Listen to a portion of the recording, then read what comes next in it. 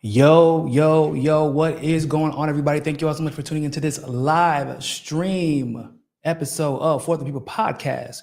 I am, of course, your humble host, Niko House. I know we don't even got an interview today. We're just going to get right into it. Let me apologize in advance. I'm tired, y'all. It's been a long couple days. My baby keep acting like she want to get here soon. And then she keep playing us and hitting us with the gotcha, just kidding. Not today. So it's been a long night. I'm tired.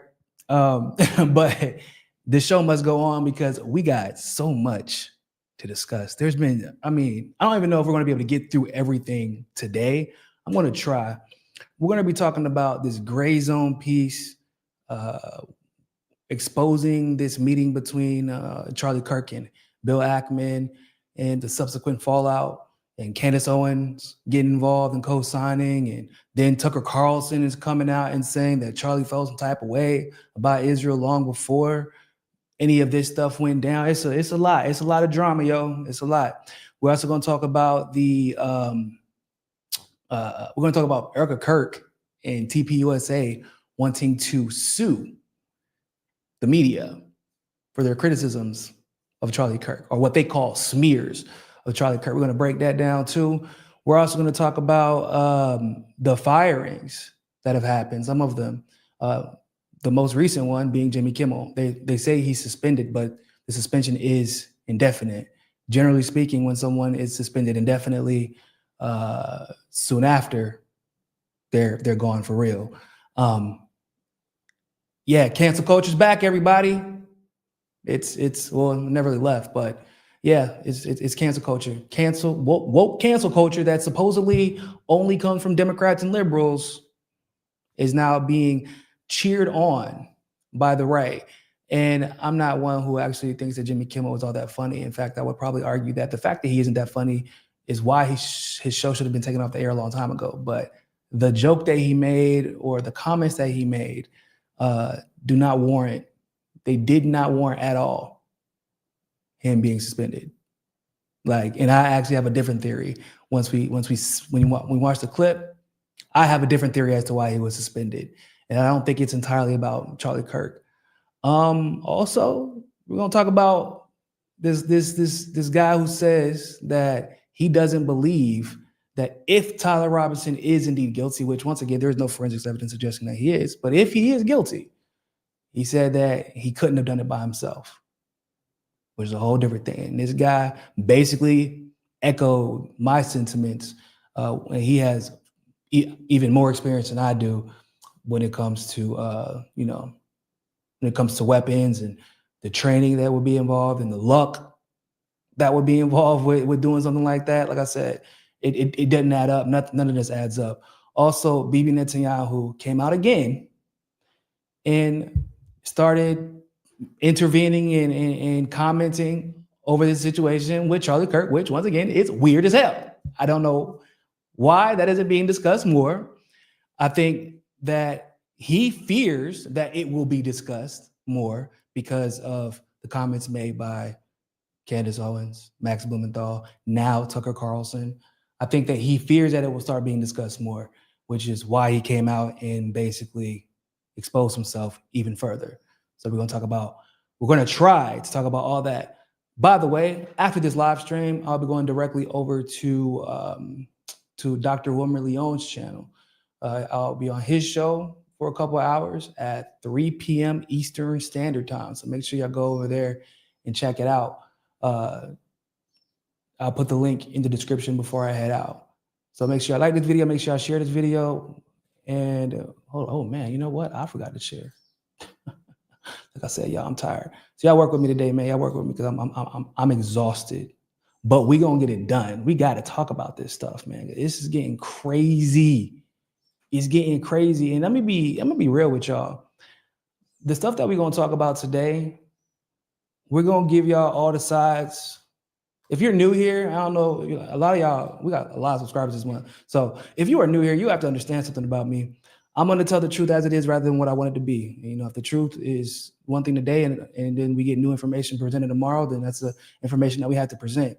But we are going to present all sides, and we are going to be honest about what it looks like, because sometimes when you don't like somebody, some people feel compelled to either not discuss what's actually going on, even if the implications are serious, because it could affect both sides eventually. That's my main concern in this particular situation.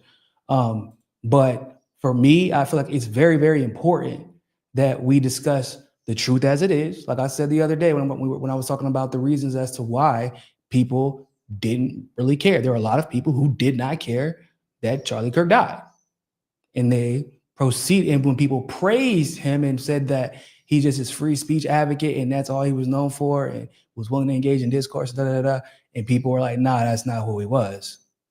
And they explained, I explained why they felt that way, because it was necessary. But also, it's important to discuss the fact that if he was murdered and they're blaming it on the left, it's like, well, first of all, we don't even know if this kid, if he is leftist, because that's still up for debate, if this kid, Tyler Robinson, is actually leftist and if he's actually guilty. And we need to figure out why the stories are, why we're not really getting the truth, at least with any level of accuracy and consistency, from the authorities, from the family, why the family hasn't spoken out, why there's an assumption that this kid is guilty, why there was a claim that he wanted to turn himself in, then he didn't turn himself in, then authorities say he planted on Discord, and then Discord was like, nah, and nobody is asking any of that, or there are very few of us asking any of that, despite the fact the authorities are making these claims and then they're being immediately debunked. Nobody's asking, why are they making these claims? Why are they jumping the gun, et cetera, et cetera. So we try here to give all parts of the story, give all the information that we can from the sources that we have available to us so that you can draw your own conclusion. And like I said, I feel like that's very important to talk about, because what we're going to be all over the place today. For example, the first video I have is from this brilliant young man named Khalil, because once again, I've had like honest conversations, genuine conversations with some of my conservative friends or people who don't understand why people are so pissed that Charlie Kirk is being praised. And they're pissed because of the hypocrisy of the reactions from the right. Not all the right, but the power players on the right, especially like with firings and things like that, and the condemnation of the celebration of death. Even when there are, I would say I could count maybe on my fingers, like 3 people that I saw celebrating his death. I know a lot of people who are like, yeah, I don't really give a shit. But like people with platforms who actually are of some value to to political discourse, I could count maybe 3. But whenever Trayvon Martin died, whenever Breonna Taylor died, whenever George Floyd died, not only were people celebrating it or justifying it, but Charlie Kirk was one of the people at the top of the list doing so. So we're going to talk about that really quick before we get into all the other stuff. And I want to show y'all this video because it is so incredibly important. And I feel like a lot of people, I didn't even realize it was going to do that well when I posted. Because I just really appreciated the perspective, honestly. And when I posted the video, it got, I think it's almost at 400,000 views on X. So I'm like, yeah, we definitely got to show this. And shout out to this brilliant young man from Gen Z.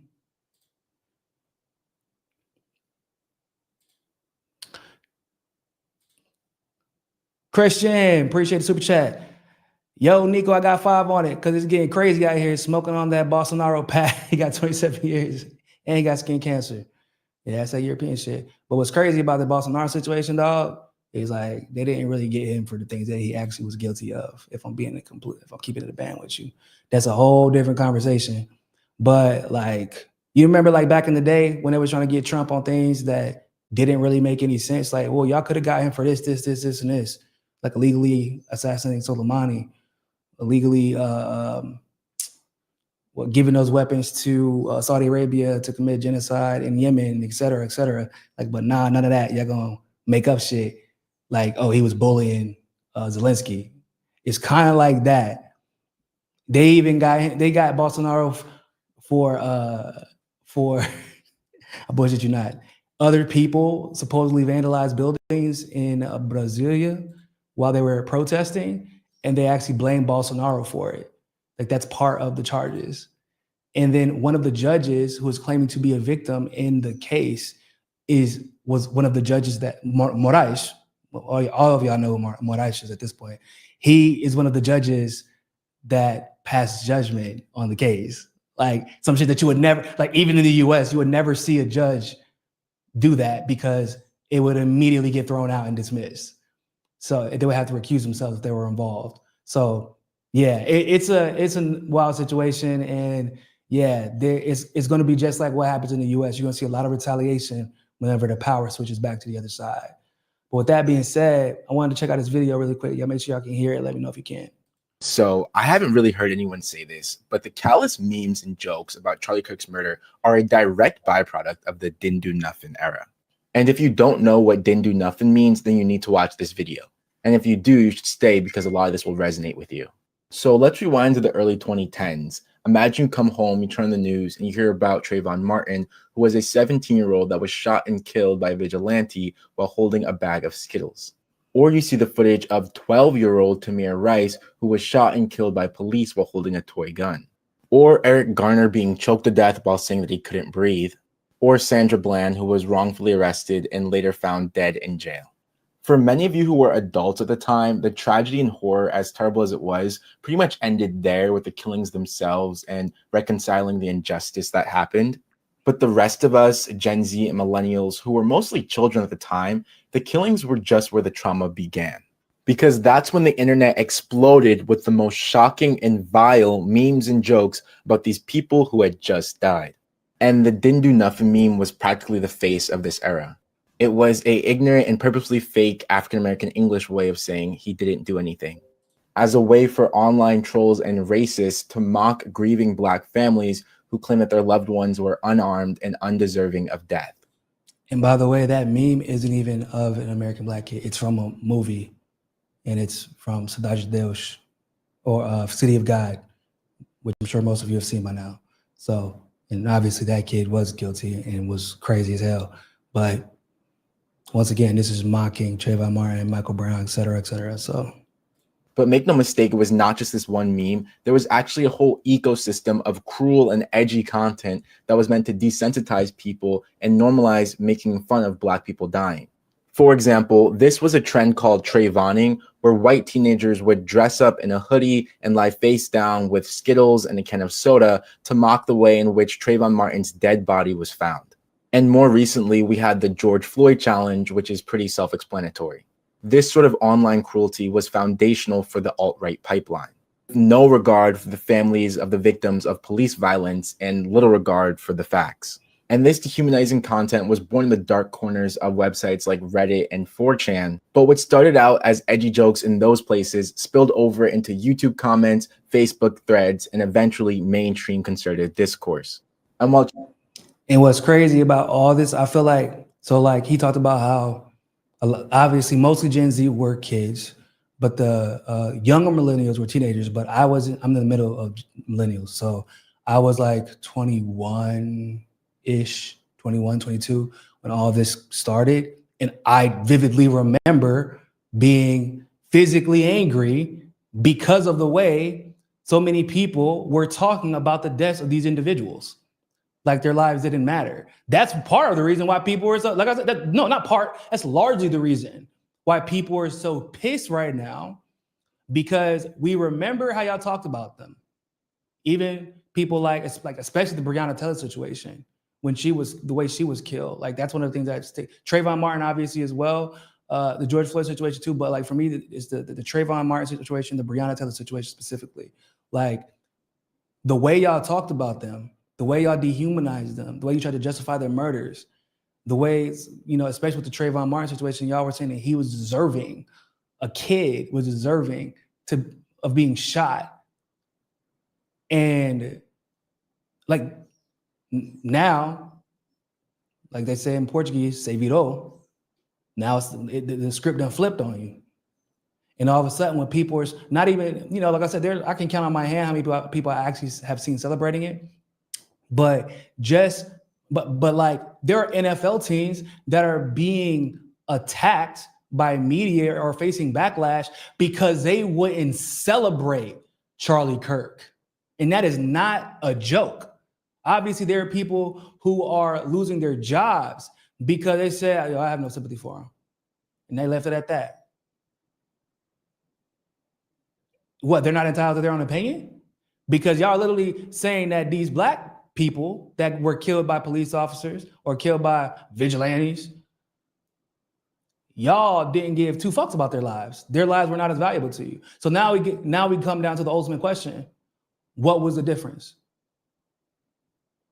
Why does it seem to us and the people who are actually paying attention objectively, especially the ones that just happen to be the same skin color that Charlie Kirk spent the majority of his time dehumanizing, not only him, but a lot of his followers as well. Like, why is it that we can see the obvious, but y'all can't? Why is it that Charlie Kirk's life is deemed so much more valuable than these individuals? There's only one common denominator, people. Charlie Kirk may not have been at the beginning of this phenomenon, nor was he necessarily the furthest right. He absolutely benefited from its culture and actively participated in its expansion. He spread content that told lies and was meant to smear figures like Breonna Taylor and George Floyd soon after, if not immediately after they were killed. And just to add on to that, a lot of people are focusing on only the direct quotes from Charlie Kirk himself, but that leaves out the organization that he founded and just how badly it contributed to this issue. Now, back then until now, many activists have said the solution is to teach people about why it's wrong to dehumanize others and implement stronger and smarter content moderation against hate speech. Instead, right-wing voices and Silicon Valley executives called that woke and just tore down all the rules. Of course, this made things worse and fueled even worse radicalization. For example, I recently wrote about the George Droid meme and how crazy and depraved this culture of mocking death had become in the wake of recent changes on platforms that allow unfiltered hate speech. But all of that fell on deaf ears, of course, until now. But I want to make something very clear. It is definitive that this morbid internet culture originates on the right. More specifically, the meme lords of 4chan and Reddit, the politicians and public figures that normalized and emboldened them, and the social media companies that make money by fanning the flames of all of this. And that has radicalized and desensitized both sides of the political spectrum. And we tried to warn you before it backfired. But that's all I can fit in this video. If you want my full essay on the topic, go to my Substack at historycan'thide.com. Or if you're on Instagram, just comment the word newsletter below to be DM'd a link. But what do you think about all of this? And did any of you guys also live through the didn't do nothing era? So I feel like that video is really important because I feel like it really was a very succinct way of explaining how what so many people are feeling, but didn't really know how to articulate. And I've talked about it, but I like the way that he went into details. So there are a lot of people who commented under the video saying like, "Oh, that's a lot. These are lies. There's nothing that Charlie Kirk said about Breonna Taylor." Or I'm like, no, actually, I don't know if y'all do know, but yes. Charlie Kirk was one of the first ones to jump on it's not the cops' fault. It's Breonna Taylor's fault. She was involved in crime with her boyfriend who was a criminal allegedly. And therefore her death shouldn't be protested, nor should the cops face any retribution or consequences for killing her. He literally, so for those of you who don't remember, Breonna Taylor was killed in Louisville during a no-knock entrance. Breonna Taylor's boyfriend shot at the cops that entered the house. The cops shot back, and that's how Breonna Taylor was killed. She was not guilty of anything. The craziest, now Charlie Kirk defended the cops all the way. Charlie Kirk seemingly had little to no empathy for Breonna Taylor. He, and when people asked about it or call him out for it, he would always deflect to the boyfriend and eventually would say that Breonna Taylor was basically just assisting, like she was like an accomplice in the crimes her boyfriend was allegedly involved in, right? What he did not mention in that story, which is something that I've covered. I covered it back in the day whenever the story broke. Do you all understand that Louisville has basically, like many red states, they have a law basically just if someone enters your house and you feel like your life is in danger, you do have the legal right to defend yourself with deadly force. In Kentucky, the law is called, so there's the self-defense in the castle doctrine. That's what allows people to defend their homes against anyone perceived as being an invader. So why would this individual, Breonna Taylor's boyfriend, feel like his home is being invaded? Because these cops started those no-knock warrants recently. And that part of the story is constantly left out. Do you know why? Because those cops, they were from a special unit that was created at that very moment on behalf of developers, because the developers wanted to get people out of the neighborhood in the area that Breonna Taylor was living in. So they were doing no-knock warrants on everybody. It was just like they got caught up because Breonna Taylor got killed, but they weren't the first no-knock warrant, or excuse me, they weren't the first no-knock entrance. They probably weren't the last, but that unit was new. No one in that neighborhood was accustomed to people barging into their homes in the middle of the night. So even if you want to make an argument that somehow, the cops accidentally killed her. Okay, they accidentally killed her, but they didn't actually have a justification to enter Breonna Taylor's home, because that special unit was given special privileges to enter homes in cases where it would normally not be legal for them to enter homes without a warrant. And yes, Ashur is correct. Ashur mentioned, didn't they get the wrong house and they were going for her ex and not her current boyfriend? Yes. But that's not what Charlie Kirk talked about. In fact, most conservatives kept getting that wrong, like they tend to do in these situations. They leave out the most important but nuanced detail that would change your entire opinion about the case. That's why people get so pissed. That's why people are pissed right now.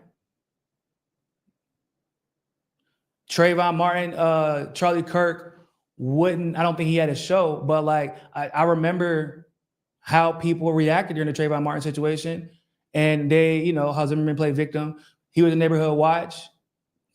He just started following Trayvon Martin after he called the cops and said he looked suspicious because he had a hoodie on. He was walking through a gated community, which is crazy because when I was actually adopted for a short period of time, for about 2 years. Long story, but I lived in a gated community. My adopted parents were actually white, and I was one of maybe 3 black high schoolers that lived in that neighborhood, but definitely the only black high schooler that lived on my street. It was a gated community. It's called Gates 4. And I always think about that, because I wasn't really paying that much attention as a kid, thinking I lived in the South. But I did realize, okay, there's a lot of white people in the neighborhood, but I'm yeah, they're wealthy, so that kind of makes sense. But when the Trayvon Martin situation happened and I realized it was in a gated community, and the only reason Zimmerman was following him is because he said he looked suspicious. He looked like he didn't know, okay, he probably was looking for his friend's house who lived in the community. Zimmerman followed him after the dispatch told him not to follow him. It said, please don't do that. Yet Zimmerman continued to do so anyway. He approached Trayvon Martin. They got into a scuffle, and then he shot him, looking for vigilante justice against some black kid, and then bragged about it. He didn't even feel any empathy towards him. And people, what did they do? They demonized Trayvon Martin. Now, in situations like these, if Charlie Kirk and others had come to the defense of those who end up on the wrong side of the gun, despite being innocent, then maybe we could have a bit more of a nuanced discussion about whether or not he's deserving of our sympathies. But that's not what happens. Every single time something like this happens, from Sandra Bland to Trayvon Martin to George Floyd to Breonna Taylor, every single time, it's you literally are doing the most work to blame the black person. You like putting in extra work because you know what your audience wants to hear, and you're not going to go against the authorities. You're not going to blame the authorities.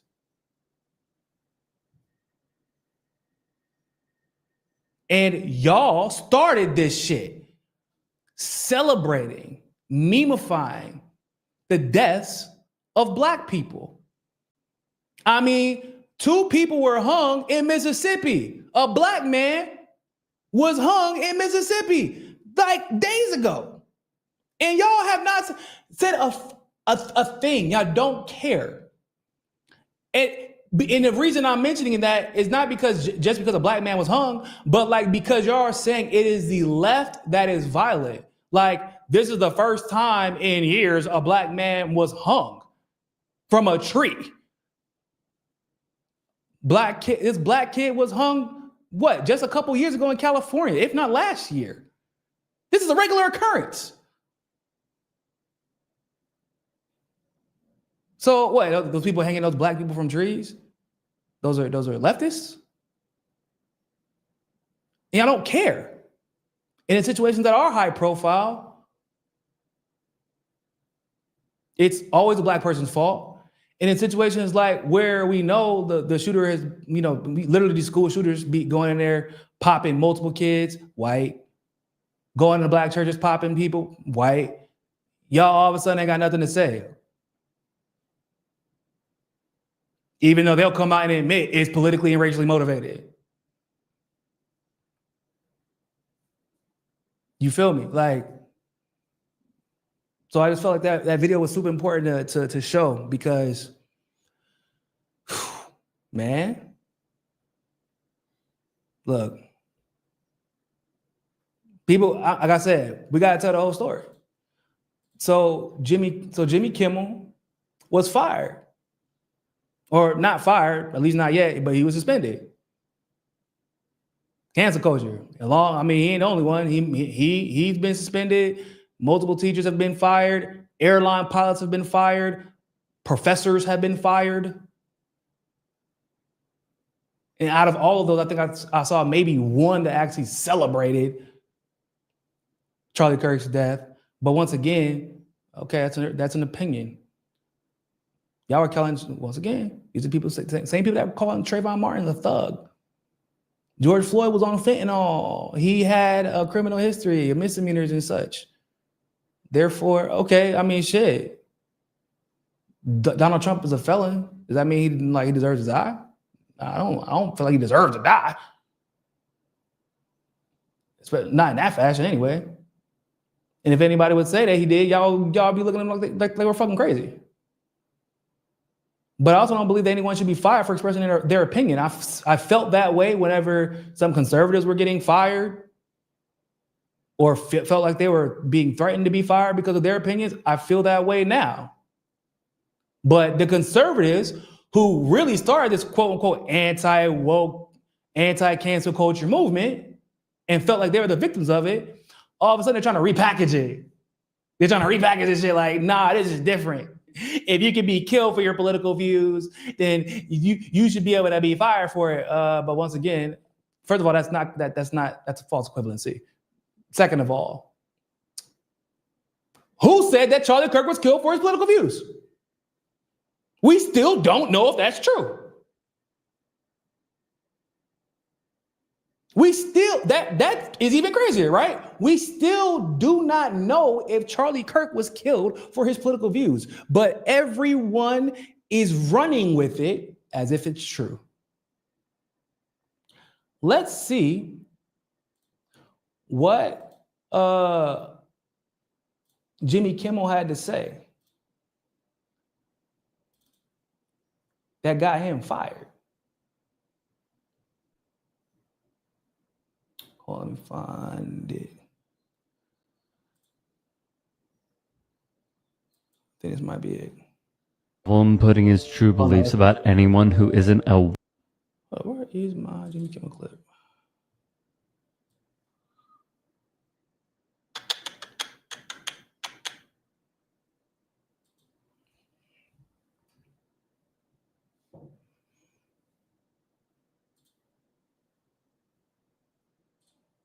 One second, I gotta find my Jimmy Kimmel clip.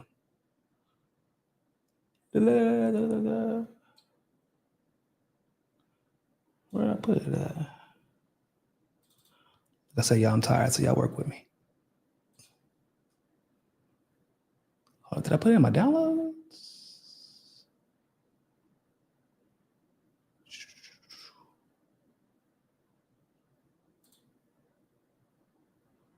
There we go. No, that's not. Oh, I know where it's at.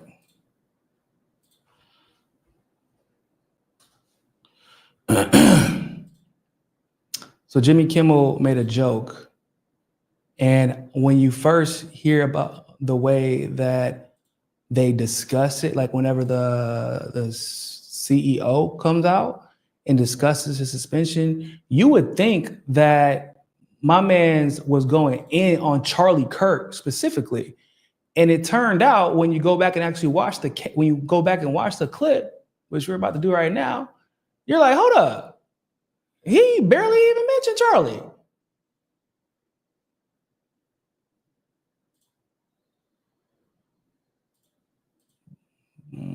Found it.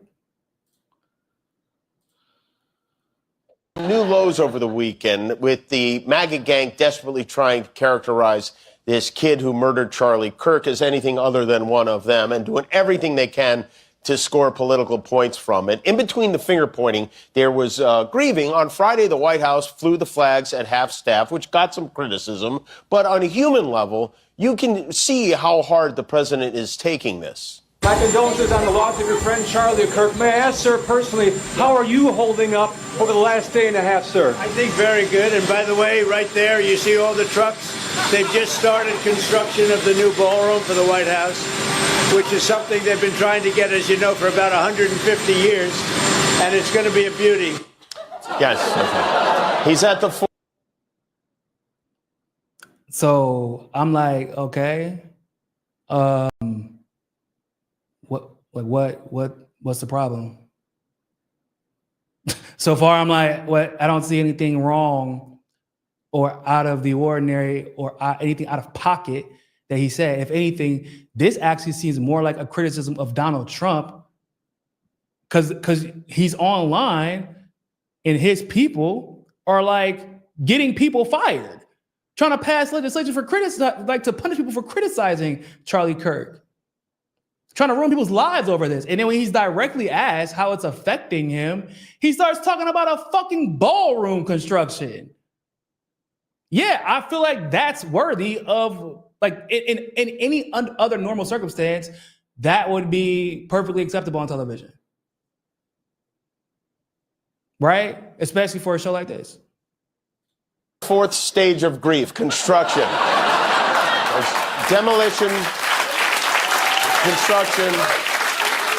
This is not how an adult grieves the murder of someone he called a friend. This is how a 4-year-old mourns a goldfish, okay? And it didn't just happen once. When I heard it, I was in the midst of, building a great, for 150 years, they've wanted a ballroom at the White House, right? They don't have a ballroom. They have to use tents on the lawn for President Xi when he comes over. If it rains, it's a wipeout. Like, why are we still talking about a ballroom? And so I was with the architects that would design. It's going to be incredible. And they came in, they said, Charlie Kirk is dead. I didn't know what they meant. I said, he was dead. Charlie Kirk was shot. And they thought he was dead because it was so horrific, you know. And they said, dead. And then we installed the most beautiful chandelier. Sconces you wouldn't believe.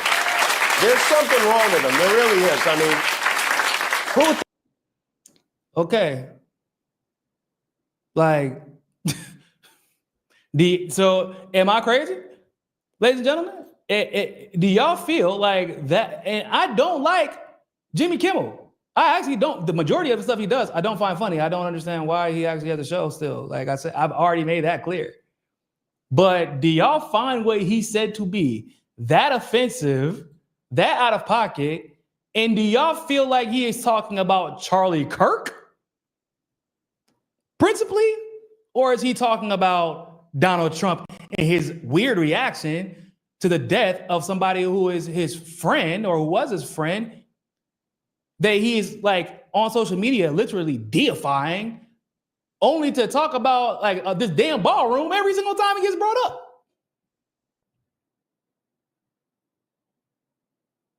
I felt like he was mostly criticizing Donald Trump in that moment. And I honestly feel like that's mostly why he got fired. Ryan Glenn just brought up a good point. And I was literally about to say that. Isn't his script approved before it airs? Wouldn't they know what he is going to say? Isn't that the question? Because one of the things that I learned whenever this whole situation with the writer's strike happened, I was like, why would Bill Maher have to stop doing his show? Because I'm not like, I've always done my own stuff. Like I've never had a team of people do anything for me. Like, so I've never gone on one of those shows. I didn't know that the majority of these comedians have a team of fucking writers basically writing their jokes for them. I didn't know that. And Bill Maher was talking about how his writers were on strike and therefore he can't do his show. And then other people like basically were exposing these comedians.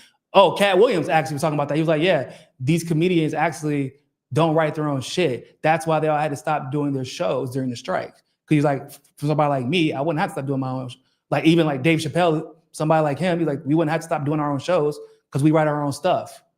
But people like Bill Maher, they have a team of people. Jimmy Kimmel has a team of people. So if he did tell that joke, had those clips, etc., etc., etc., that means they knew before the show aired, let him say the jokes, and then fired him or suspended him.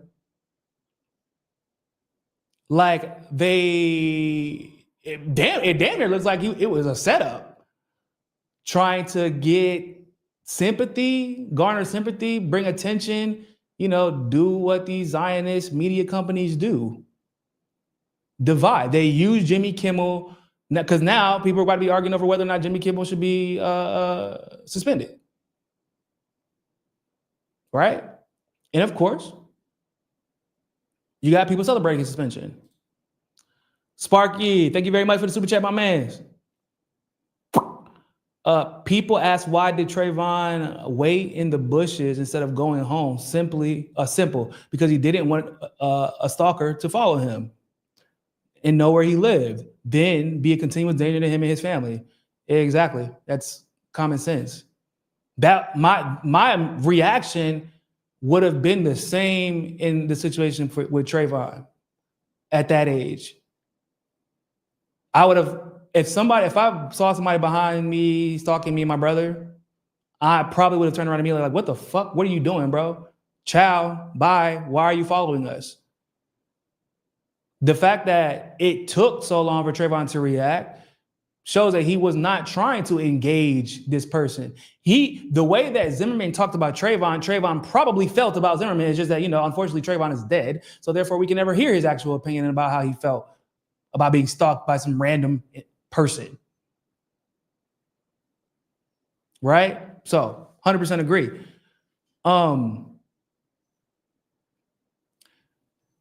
Health Harm says this is a stunt to get younger viewers to watch Kimmel when he starts a YouTube channel. Happens to all the mainstream media. I mean, it could be a stunt. It really could, but the hypocrisy is still there, right? Look at this girl. You know, she worked for Tim Pool, so I'm not really all that damn surprised. Redhead libertarian.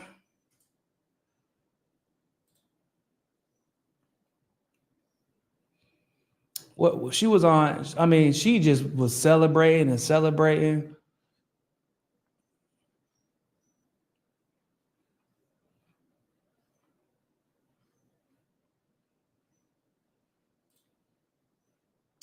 Hold up. So there's been some more breaking news recently, specifically about Kimmel.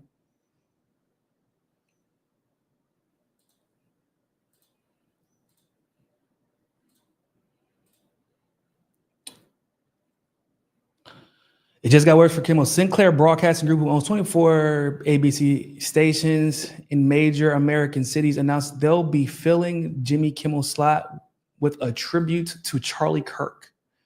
They're also demanding Kimmel make a meaningful and personal donation to the Kirk family in Turning Point USA. You know, the Kirk family is already millionaires. And Turning Point USA, that's worth 150 plus million, as well as a direct apology to Erika and the kids. Incredible. Mr. Kimmel's remarks were inappropriate and deeply insensitive at a critical moment for our country, said Vice Chairman Jason Smith. Sinclair gave much credit to Brendan Carr, FCC, saying, "We appreciate FCC Chairman Carr's remarks today. And this incident highlights the critical need for the FCC to take immediate regulatory action to address control held over local broadcasts and big neg." Look at this. This woke cancel culture. And Miss Redheaded Libertarian, we are so back. What, Democrats? Because that's basically what y'all look like. That's what y'all sound like. We are so back. I just want everybody, I want to make sure that I'm not crazy. What about that joke seemed offensive to Charlie? If anything, it was criticizing Donald Trump for the way that he was reacting to his friend dying. Why is the FCC getting involved with that? I mean, let's be real, bro. Like, I'm a big ass Dave Chappelle fan. Dave Chappelle has told way more offensive jokes than that. And they ain't never forced him off the air. Bro, she been look. Posted it. Oh, Jimmy Kimmel isn't funny because Charlie Kirk posted that in 2017. Like, she hearts it because Jimmy Kimmel got like, bro. Jimmy even went too far for Disney. It's not that hard to go too far for Disney, in case y'all didn't know. I mean, they fired Johnny Depp before they even knew whether or not he was guilty. Like, it's Disney. That is not hard, but it is bizarre that they're going this hard for a conservative. For Charlie, whenever the joke didn't have anything to do with Charlie outside of the fact that it mentioned him. It was mostly about Donald Trump. And let's be real, making fun of Donald Trump is in Jimmy Kimmel's wheelhouse. That's kind of what he does. That's like the only thing he does nowadays. Yeah, shit. I mean, not that Trump makes it hard. He makes it pretty easy to only make fun of him. But you see, look, the celebratory nature in which they're cheering on this censorship. Bro, this man, Donald Trump Jr., let me see if I can find what he said, because Donald Trump Jr. tried to switch it up and say like, oh, no, this isn't cancel culture. This is different.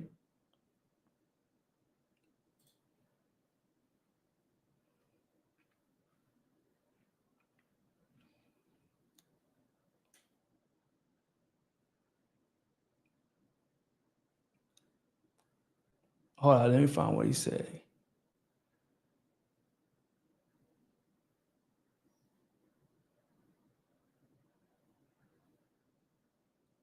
Ugh.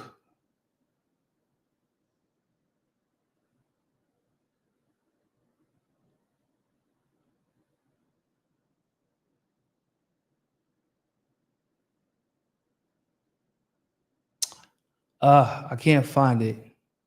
Basically, what Donald Trump Jr. said was that what's happening right now with all these firings and these suspensions, et cetera, it's not cancel culture, it's accountability culture.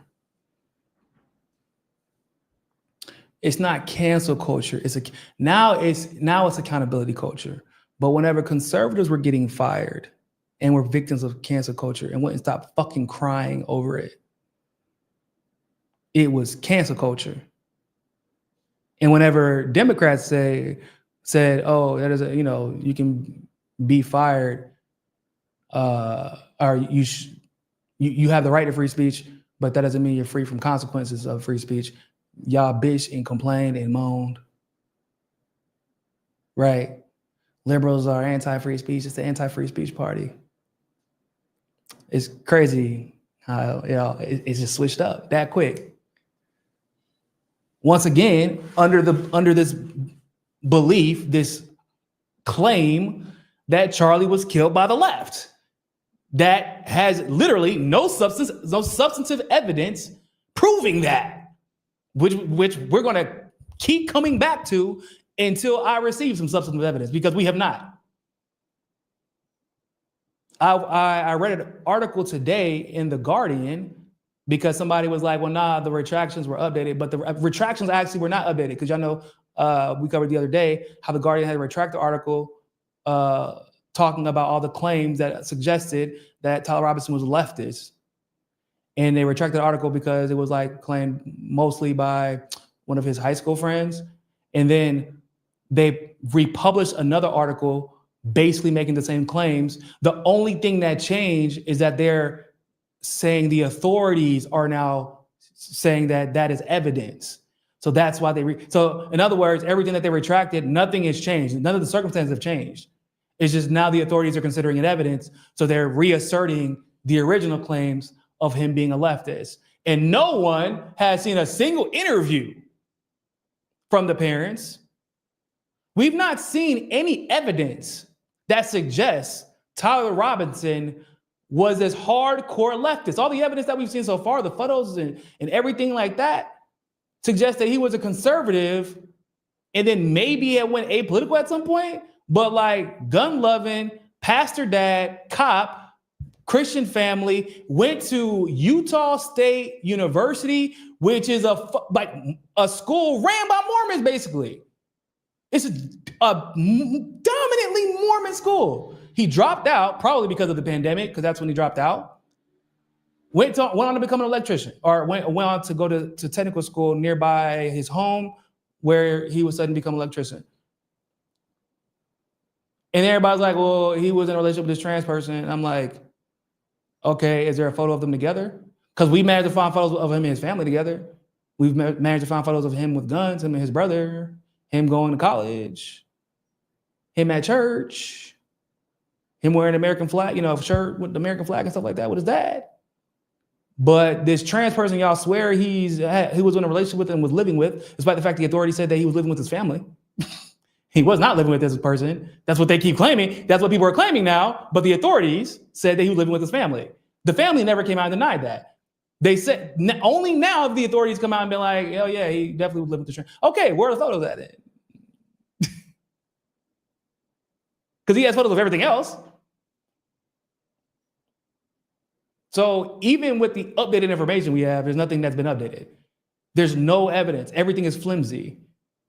Everything is basically hearsay. Sparky, thank you for the super chat. It's all about the establishment getting regular people to fight each other in order to keep us down. 100%. This shit is clearly divide and conquer. Clearly. At least the way that the media is handling it, the way that the conservative media and conservative politicians are handling it. But, there's some other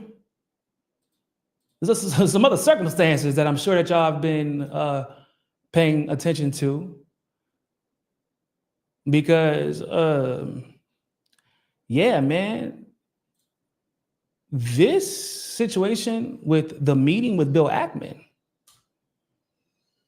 I don't know about you guys, but it definitely caught my attention. Definitely caught my attention for various reasons, actually.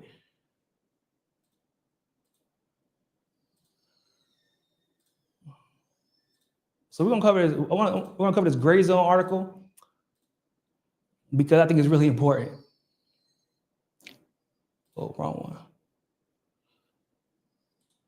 I think it's really important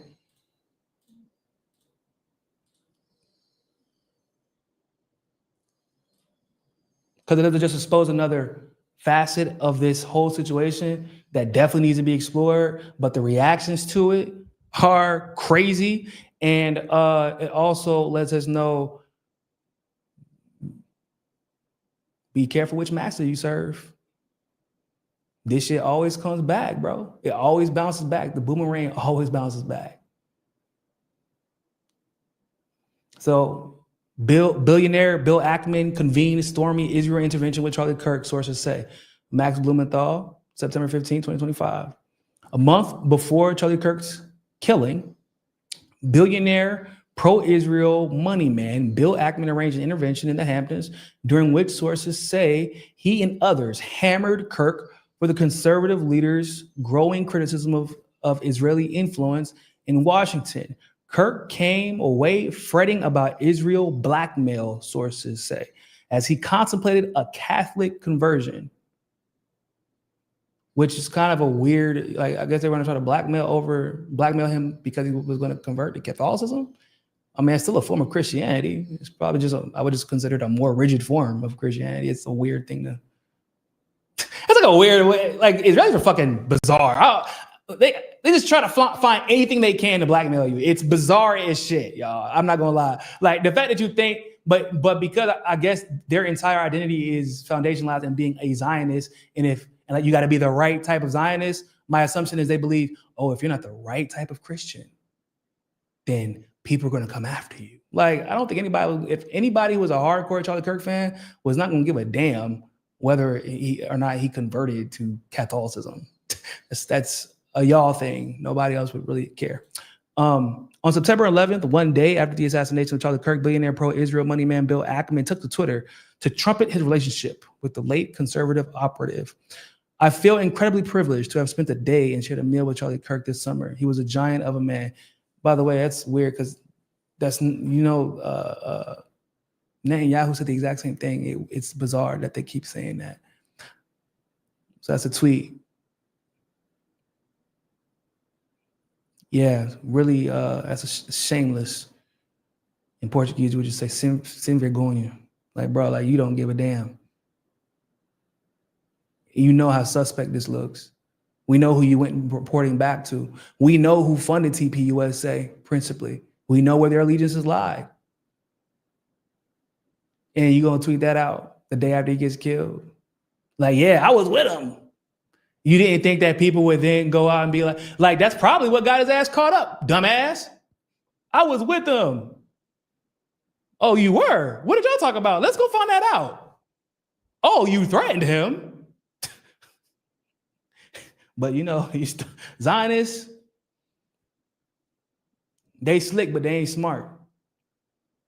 The Gray Zone has spoken to 5 people with intimate knowledge of Kirk's meeting with Ackman, which was held in early August. According to one source, Kirk was left upset after the gathering turned into an intervention where he was hammered for his increasingly skeptical views on the U.S. special relationship with Israel and for platforming prominent conservative critics of Israel at his TPUSA events.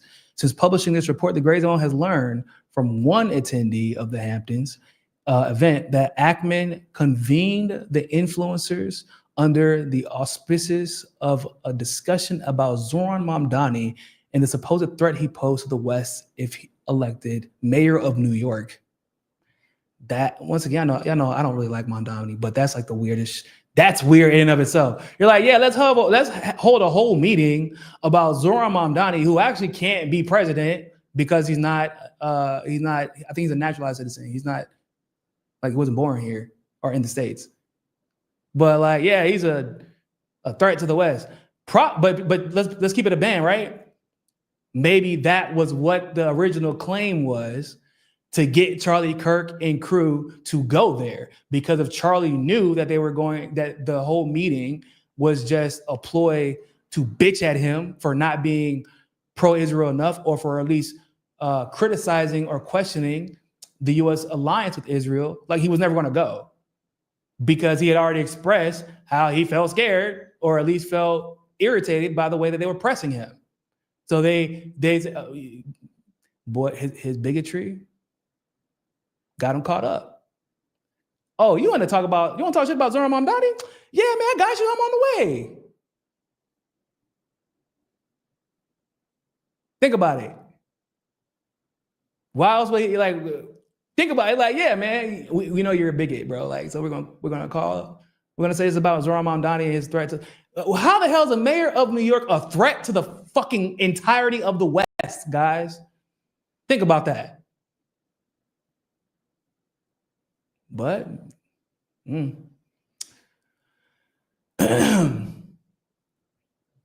but the meeting went off the rails when Ackman personally confronted Kirk about his views on Israel.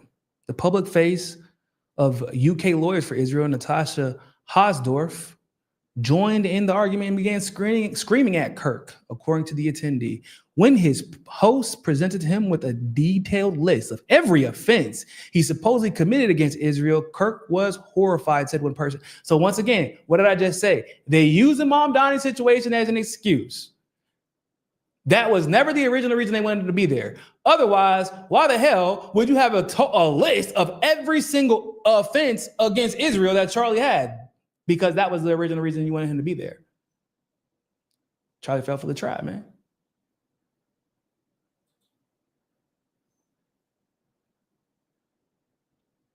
Ackman also allegedly demanded Kirk rescind his invitation to Tucker Carlson to speak at his upcoming America Fest in 2025 in December.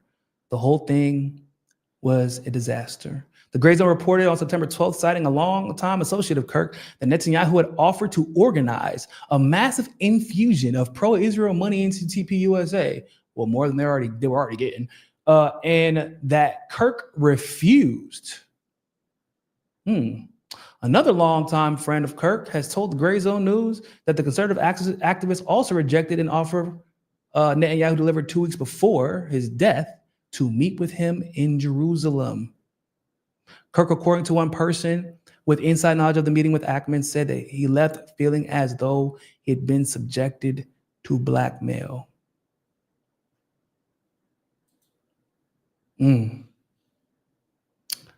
Yeah, man. Getting a little bit sticky. It's getting a little bit sticky. Not gonna lie to y'all. I'm not gonna lie. So how can you read something like this, see all the details? Because like y'all gonna tell me that Donald Trump Jr. ain't read this? I know he did. I know they did. You gonna try to tell me that redhead libertarian, Temple, all these conservatives, Piers Morgan, y'all gonna try to tell me that they didn't read this? They haven't read this? And then Candace Owens, equal reaction, confirming because she's actually friends with Charlie Kirk and his circle of friends, and they're getting the same information. And y'all, and we're still going with we know for a fact it was a leftist that did this.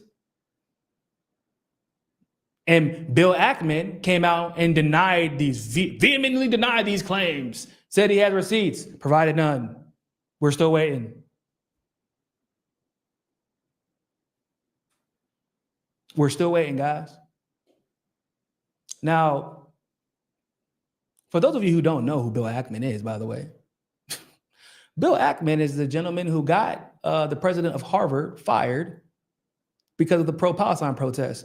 And the pro-Palestine protests initially weren't going to get her fired, but then she was accused of plagiarism. But that was also discovered by Bill Ackman. Ironically enough, though, Bill Ackman's Israeli wife was discovered to have plagiarized her thesis for MIT first. And so I guess in order to, because, you know, every accusation is a confession and his wife is Israeli, they went and did research to figure out if they could pin that on the president of Harvard first and it put pressure on her to resign. But of course, there were zero consequences for the wife of Bill Ackman, the Israeli wife of Bill Ackman, who, by the way, is a professor. She was, still a professor at MIT at the time that Jeffrey Epstein had infused over $100,000 into her department. And Bill Ackman, this was discovered through emails. And Bill Ackman came out and was like, yo, man, we got to figure out how to make sure that she doesn't have to talk about this because this ain't a good look. Bill Ackman also is a scumbag. He's one of the sleaze bags that made billions off of the pandemic in a very specific way. So Bill Ackman, the CEO of Pershing Square Capital Management, profited significantly from the economic turmoil caused by COVID-19 pandemic through a series of well-timed hedges and subsequent investments.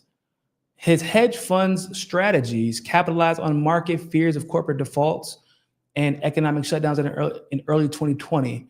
Remember the early 2020 time period where Nancy Pelosi was lying and saying that we don't have anything to worry about for them to all make billions and hundreds of millions and billions of dollars. Yeah, that time.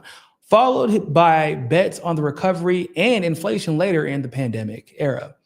Below is a breakdown of the key trades and their outcomes based on publicly reported details. The initial pandemic hedge in March 2020, $2.6 billion profit. The strategy. In late February 2020, as global markets began to react to the emerging COVID-19 crisis, Ackman purchased $27 million in credit default swaps, essentially insurance policies against corporate bond defaults on investment grade and high yield bond indexes. This was a protective hedge for Pershing Square's $6.5 billion equity portfolio, which included holdings in companies like Chipotle, Berkshire Hathaway, and Lowe's. Timing execution. Ackman recognized the pandemic's potential for widespread economic disruption early, sending his team home in February 27, 2020, weeks before the World Health Organization declared a global pandemic. He bought the CDS on March 3rd, 2020, as markets started to plummet due to the fears of business closures and debt default. The outcome, by March 23rd, 2020, just 20 days later, Ackman unwound the position, selling the swaps for $2.6 billion. This generated nearly 100-fold return on the initial premium, offsetting losses in the fund stocks portfolios and ranking one of the most profitable short-term trades in hedge fund history. And I'm sure he had zero insider information about that. Like Lucky Larry had zero insider information that the Twin Towers were going to fall, right? Just really, really, really lucky. Just extremely lucky. And Bill Ackman just happened to be the guy who profited the most. And also just so happens to be the guy that they sent after Charlie Kirk, who is effectively the guy for his conservative movement. Interesting. Yeah, I mean, basically, he's a piece of shit who profited off the pandemic. And then he accused Candace Owens of profiting off of Charlie Kirk. I'm like, bro, you ain't accusing nobody else of trying to profit off of Charlie Kirk's death. Because one of the things that has made me like nauseated, bro, is just looking at how much these conservatives are posting bullshit and like just, and they look like vampires trying to use this situation to get clicks for money and clout. Like, yo, y'all friend just died. Or at least I thought he was y'all friend. Y'all don't look like y'all mourning. Y'all look like y'all are just another person, like another way for me to make money off of a tragedy. Basically.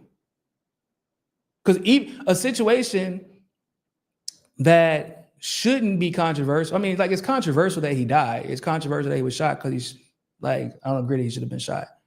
But like a situation where everybody should be trying to figure out what the truth is. Like, I would assume if my friend got killed in such a strange nature right after a meeting with Bill Ackman and a bunch of Israeli billionaires or Israeli funded billionaires, and also was basically lightly threatened by Bibi Netanyahu, I would want to know the truth about my friend's death. But instead of procuring the truth, they are relying on the lie to make money and get followers and get clout. It looks like they're all vying for Charlie's position at this point, especially fucking Nick Fuentes. Or Nick Fedez, I should say, because that motherfucker's a Fed, clearly. He one of the first ones to come out, and all of a sudden, he is like, I can't believe anyone would even consider blaming Israel. That's insane. What? You are saying that? He coming out and telling people to be censored all of a sudden. You, the man who had everything taken from you because of censorship, because of cancel culture, all of a sudden you think people should be censored for criticizing Charlie Kirk?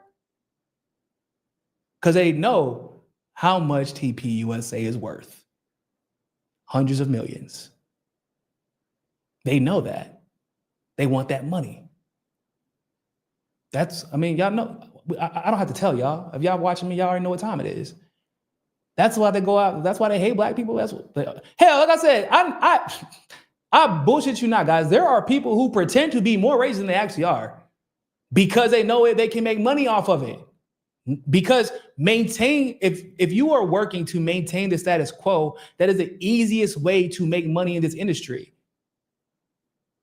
It's the easiest way to get funding because the billionaires want to maintain the status quo. And organizations that they fund would act with that specific purpose. And if you are going to help further that goal, then they're going to continue to fund you too. It is very simple math.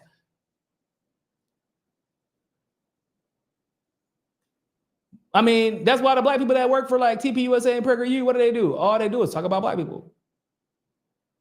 That's it. And blame black people for all the problems. Why? Because that's what I hired you for.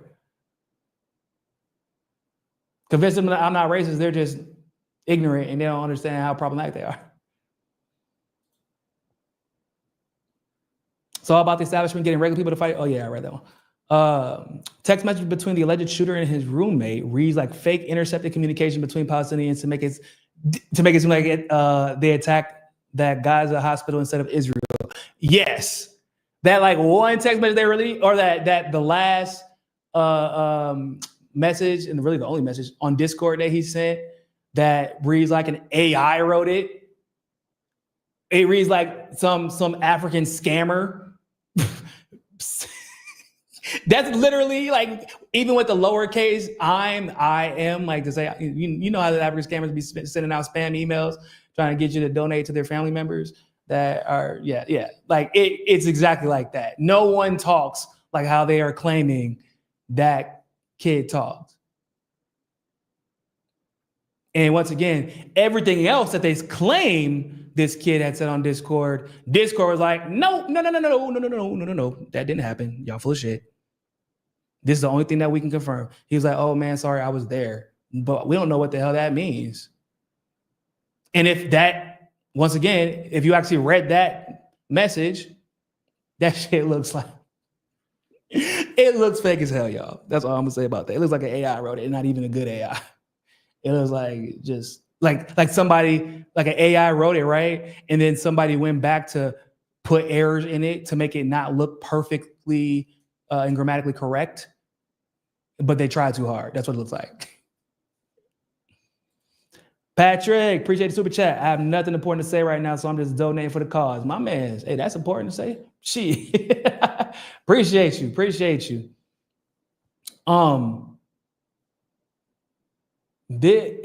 This situation is nuts. So that's who Bill Ackman is, right? And when called out, say we're gonna provide receipts, hasn't provided anything. So it gets even more interesting because Tucker Carlson chimed in with a conversation between him and Charlie Kirk that threw me off a bit. I'm not going to lie. I'm not surprised by it, I guess, because that's how they operate.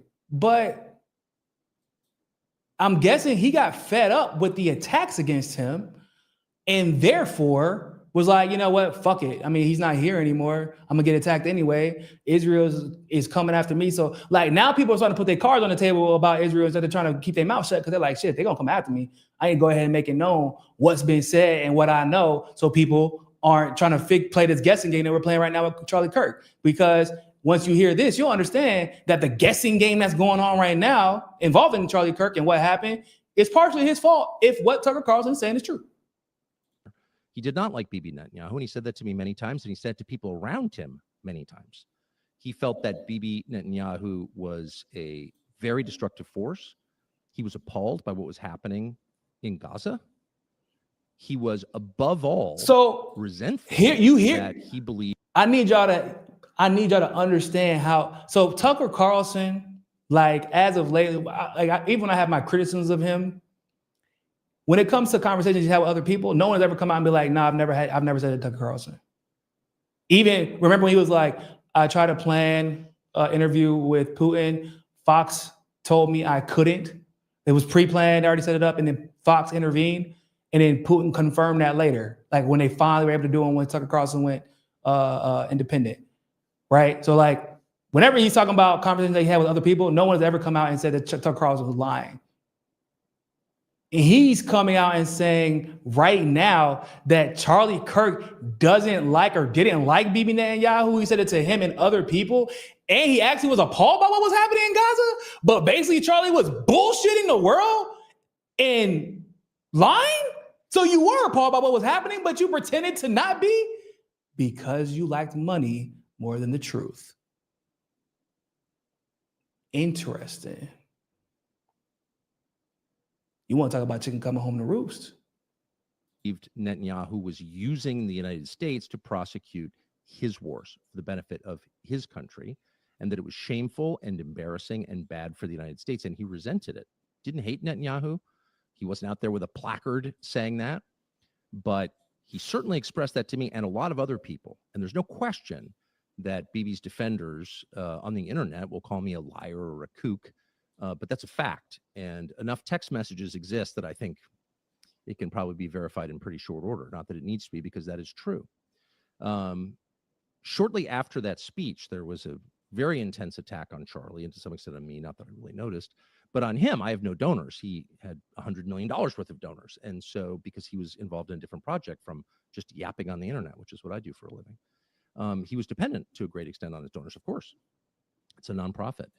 And they went after him and tormented him. Not all, of course, many were supportive, but the ones who were offended by my speech, and there was a small, very intense group who were, tormented Charlie Kirk until the day he died.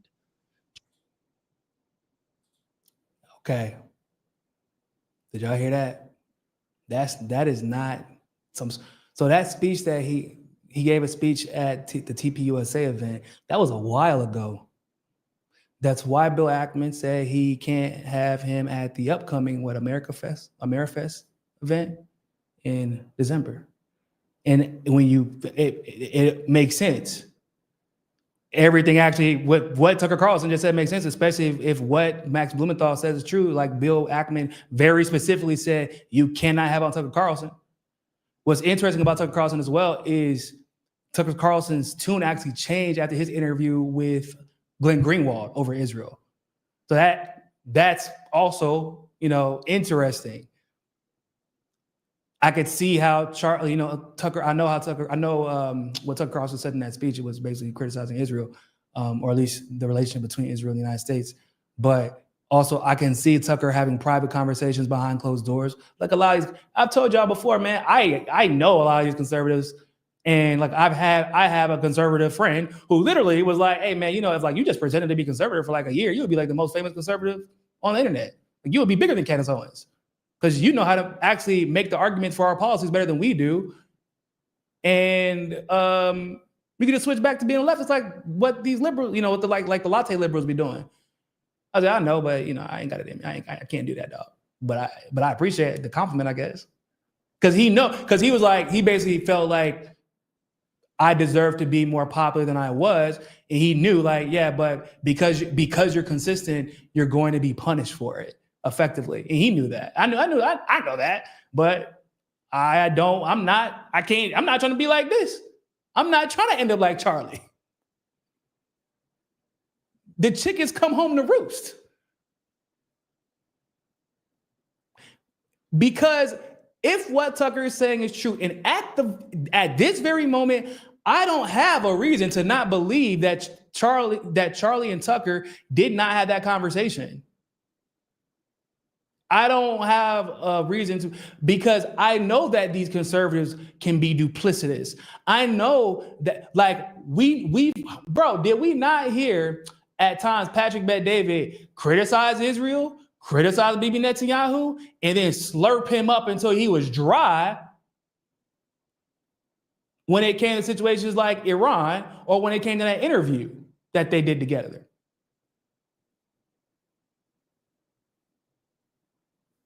Right? So we know how duplicitous that these conservatives can be. And they are shameless about it because it's about the money at the end of the day. That interview that conversation that Charlie Kirk had, I'm not going to say who it was. But that interview that he did where he was talking about the black pilots, a conservative, a very, very, very, very, very popular conservative sent me that shit and was like, this nigga has lost his mind, basically. He was like, bro, what the fuck is this dude talking about? The conservative sent it to me. He's like, this motherfucker lost his mind. This doesn't even make any sense because all pilots are required to have they have the same requirements to be pilots. What the hell? And I'm like, yeah, I know this is fucking ridiculous. But yeah, but they won't, a lot of times they want to attack each other out in public. These conservatives are duplicitous. And they also have egos. Charlie, since he was 18 years old, has basically been told and financed as if he is the chosen one for the conservative movement. How do you think a white kid with that type of ego, I mean, this is a kid, once again, who got famous initially because he just knew that he was more qualified against these Ivy League schools than the black people who got it instead of him. And he, in his heart and soul, believed this to be true. It couldn't have possibly been that these people were just smarter than him. They were more qualified than him. They had more experience than him. And with all of the qualifying factors and qualitative factors, they were just better for the roles. Couldn't have been that because I'm Charlie Kirk. Those black kids can't be smarter than me. That is how he got famous. Then they gave him $20 to $30 million to start TPUSA. Then he became one of the most famous talking shit about black people on the internet guys, probably in history. And they needed him. So they kept giving him money. He kept being able to say what the hell he wanted to. And despite how prominent cancel culture was at the time, he kept getting more famous. So how do you think somebody with that type of ego, who has had that ego fed to the tunes of hundreds of millions of dollars for years, how do you think he would feel about these people coming after him when they've shown that to a large degree, they need him to sell their message? Think about that. He probably didn't like the shit. There is no human being, bro. The majority of people, even conservative that I know that are, not necessarily Zionists, but more pro-Israel. There's no human being that you can show the shit that's happening in Palestine, and I'm outside of rabid Zionists. Like if you show somebody what's happening in Palestine in person, there's no human being that I've met that doesn't have a genuine oh my God, what the hell? This is crazy. This is insane. I don't really care how much I like Israel. I can't justify what I'm looking at right now. At least until they get back online, because then it's about maintaining the front, right? And in the case of Charlie Kirk, it's about maintaining those hundreds of millions of dollars. Because now he got people on the payroll. He got what? He had 38,000 chapters, something like that, something crazy for TPUSA. Not to mention all the PragerU shit. How many people have Charlie Kirk made rich? Think about that. Charlie Kirk was in a lot of ways his own economy. That I will never deny. But to be that, to get that type of funding, you are going to sell out. To take the most popular, the most popular genuine leftist, I would probably say maybe between Max Blumenthal and Glenn Greenwald. Glenn Greenwald probably I would consider a libertarian socialist, maybe. But for the most part, he believes in leftist policies, even though he doesn't like liberals. Max Blumenthal.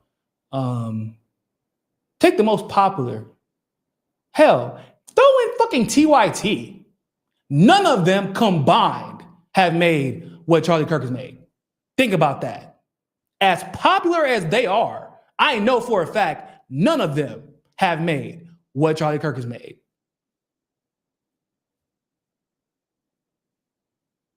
And you think that he can make that telling the truth? And at this very moment, what does Tucker Carlson have to gain from lying when everyone in the conservative movement right now, save Candace Owens, is nah, it's a war against the left. It's the left's fault. The left killed him. And literally, it is Candace Owens and Tucker Carlson that are yeah, we're not really going to jump on that train. Let's talk about this meeting that everybody wants to ignore all of a sudden. Let's talk about how Bibi Netanyahu immediately took this incident and tried to make it about him once again. The very thing that apparently Charlie Kirk had complained to Tucker Carlson about.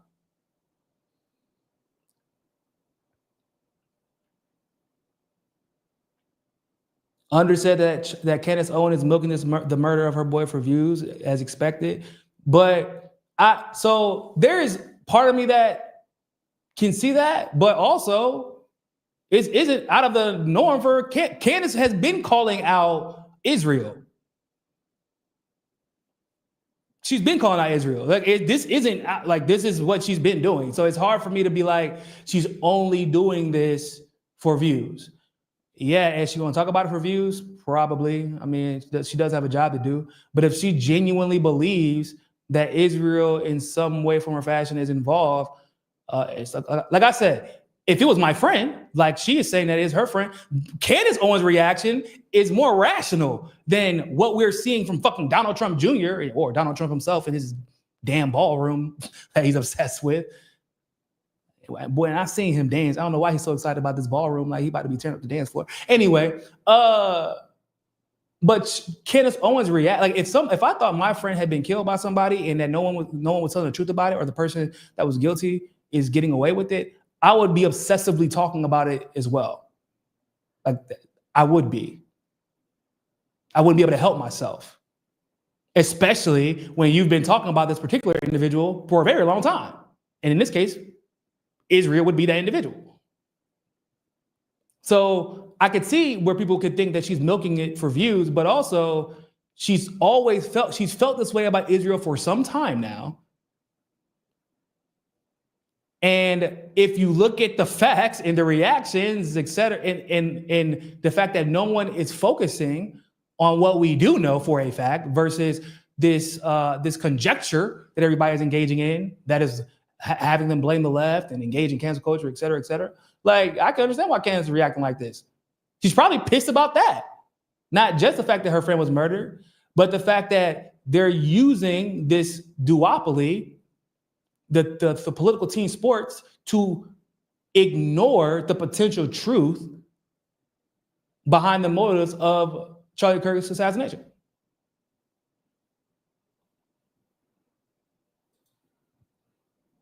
I mean, hell, think about it like this. Whenever Charlie Kirk died, who did they have on to do that special show? So they had JD Vance on, Zionist. Then they had that panel. I don't even remember all of them, but I do remember the one that I'm sure would piss off Candace. They had Ben Shapiro on, sitting in for him.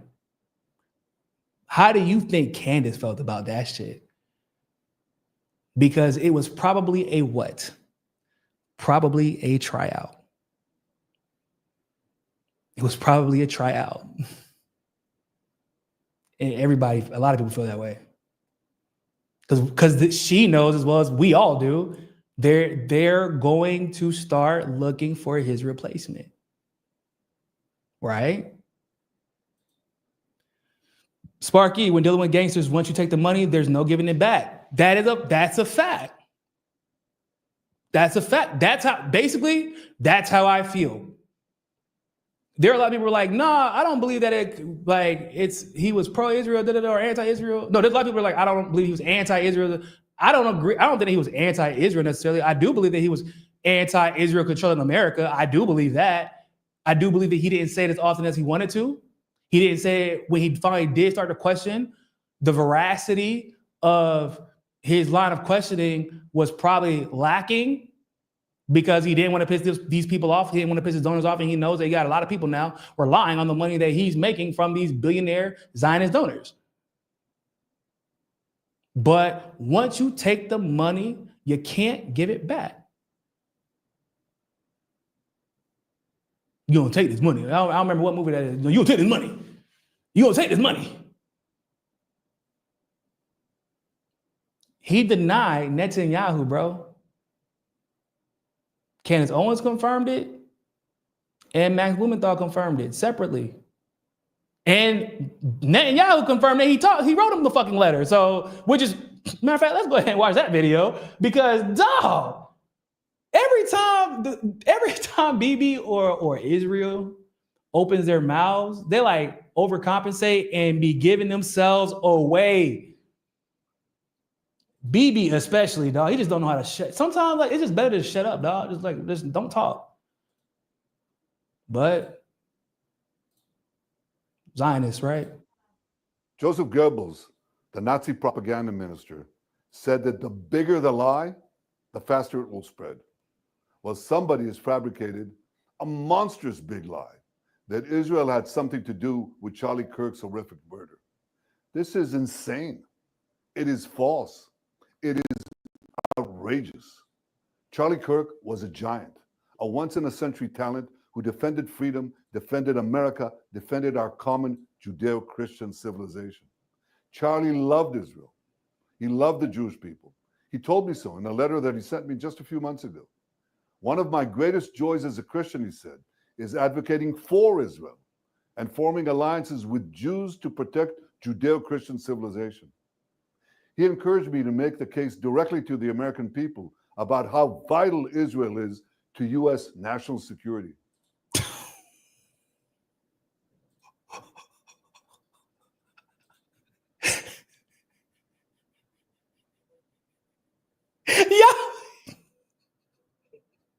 Y'all believe this shit? Do y'all really? So after I told you, basically, you offered me money and I said, go fuck yourself. You asked me to come to Jerusalem and I, once again, told you go fuck yourself, in more or less words. You think that the very next thing in his sentence or in his letter was, Bibi, it's important that you remind people how important Israel is to U.S. interests. Bibi, Mr. Milikowski, you're doing the most. If people didn't think that y'all were involved, if people didn't think that you were involved, They do now because Jesus Christ, this is painful to listen to. Nobody believes this shit. Nobody.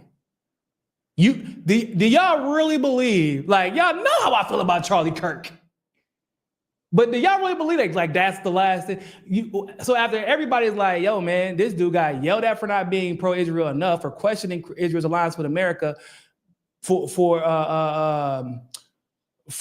he talked to Tucker Carlson about how he felt about Bibi and what he's been doing and how he's a destructive force in America. Y'all really, and everybody's saying this, and no one is really providing any proof negating these claims. They offered Bill Ackman to come out and negate the claims. Bill Ackman said he would. He still has not. No one has denied what Tucker Carlson has said. No one has denied what Candace Owens has said. And I'm supposed to believe that was one of the last things that Charlie Kirk said to y'all. Okay. He told me, the Holy Land is so important to my life, it pains me to see support for Israel slip away. Now, if Charlie disagreed with a policy of mine or a decision here and there, not only did I not mind, I welcomed it. This is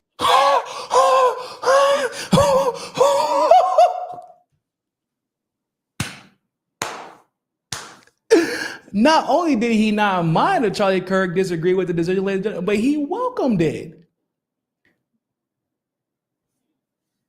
When have we known Bibi Netanyahu or any Zionist to welcome even the smallest criticism of Israel? Don't worry, I'll wait. The tiniest criticism of Israel. If you said, yo, Israel, why are y'all lying about Iran having nuclear weapons? You anti-Semitic some bitch. Well, no, like it's a verifiable fact. Y'all lying about this. Like y'all are. It's not true. You anti-Semitic piece of trash. Huh? You know what? I think we need to get you canceled. I think we need to get you fired. I think we need you literally, like, y'all tried to tell him he couldn't have someone come to his event. People, like, are we kidding right now? This man really just, not only did I not have a problem with his criticisms, but I welcomed them. Which ones? Which criticisms did you welcome, BB? Which ones? That's, boy, look. This is the essence of Charlie. This is the essence of a free country. It's exactly what Charlie stood for. And I knew that his suggestions always came from the heart, from his love for Israel and from his love for the Jewish people. A few weeks before his death, I spoke to Charlie. I invited him to visit Israel again. And sadly, that won't happen. Now, it wasn't going to happen because he said no. He's like, sadly, that won't happen. Yeah, because he already said he wasn't going. But yeah, it definitely won't happen now. I wonder why. Are peddling these disgusting rumors, perhaps out of obsession, perhaps with Qatari funding. What I do know there we go. this. There we go. You know, that boy, bingo. Zionist bingo. Yeah. Perhaps with Qatari funding. The same Qatar that let y'all try to assassinate multiple Hamas leaders and didn't even fucking set off an alarm. The same Qatar that protected y'all from Iran's missiles. That Qatar.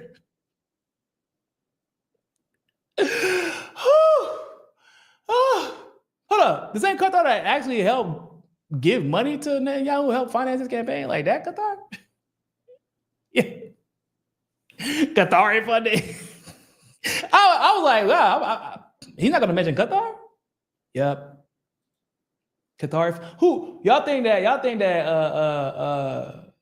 that Tucker Carlson and Candace Owens are like, that's what's causing them to defend their friend, especially Candace, because Candace and Charlie Kirk were definitely friends. That's a fact.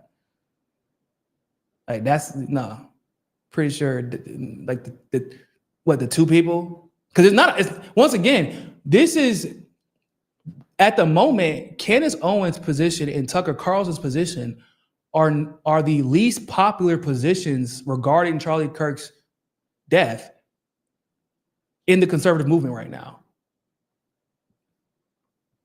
Y'all get what I'm saying? Like, they could potentially take massive hits. Well, not Candace as much, because I think Candace has gone just straight independent at this point. Because you can't be associated with conservative donors without being a loyal Zionist, and she said fuck that at this point. Tucker Carlson is so successful at this point, I'm not even sure if he needs the donors. Like, it looks like he's just doing a bunch of affiliate programs. So like, but their positions are the least popular in the conservative movement. Like, they're permanently severing relationships to state what they're stating right now. Why? Like, y'all think that they're getting Qatari funding to say this? Come on, bro. Charlie Kirk was a great man, and a great man deserves honor, not lies. Rest in peace, Charlie Kirk. May your memory be a blessing. May your memory be a blessing. That's okay. It's a weird way to finish that off. So yeah, man, that was weird as hell. I just want to be as clear as possible on this. It would be weird if like 5 politicians out of nowhere just came out and was like overtly mourning the death of like a social media commentator. That would be weird to me, left or right. It's because like it's just bizarre. But it isn't like 5 politicians. Like the president of Australia, our president, vice president, president's son, people getting fired, FCC getting involved. BB comes out and makes not 1, but 2 videos addressing this. Other Israeli politicians have come out. It's weird as fuck. And then there's the narrative siege that also needs to be acknowledged. Right? Like, there's a clear attempt to hijack the narrative to make sure that you look in the other direction, to make sure that you just blame the other side so that they can use his death for their motives. It's bizarre, yo. It's super bizarre. What if Israel tries to replace, what if Israel forced TPUSA to replace Charlie Kirk with your boy Ben Shapiro? I wouldn't be surprised by that. That actually is what I expect. That's what I expect.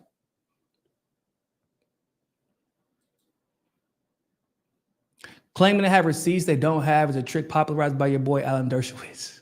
Yeah, oh man, I forgot it. I'll stay saying that shit. Like, over the Epstein shit. I got receipts, man. Y'all just wait, boy. We still waiting.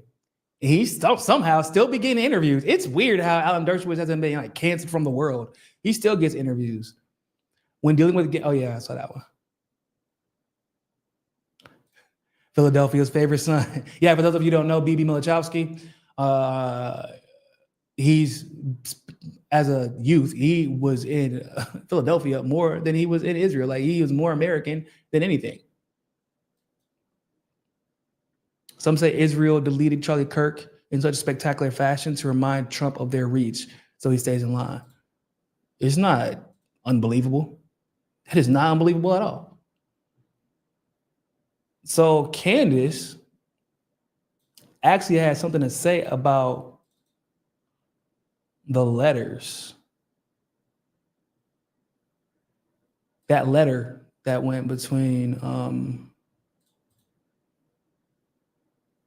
Netanyahu and Charlie Kirk. And honestly, I hope she comes out and says more about it than what she has said. But so she said, Bibi Netanyahu lied about the contents of the letter Charlie wrote to him in May. It was a lie by severe omission, and it isn't sitting right with me. He held the letter in his hand and propagandized it. He should publish the entire thing. Bro. So like I said, it's getting real sticky. It's getting real. I mean, and once again, I can't call her a liar based off of what Tucker said. The fact that we know he denied the trip, that Max Blumenthal separately confirmed that he denied Bibi Netanyahu's funding and also denied the trip to Jerusalem. And I mean, this is the man that will literally lie about burning babies in ovens and shit. Like this is Bibi Netanyahu. This is all he does is lie. And I would be more, once again, Candace, for all of her flaws, I don't really have a reason to believe she would lie about what Charlie Kirk believed and did. Like, why would he lie? Like, I mean, shit. There's not really any reason for her to lie. It's suspect as shit, y'all. And then like there's this whole right after that happens, right after Charlie Kirk gets popped, what happens? You get 250 state legislators that go to Israel. Oh, that's right after the weekend that Marco Rubio decided to cancel his plans and go to Israel.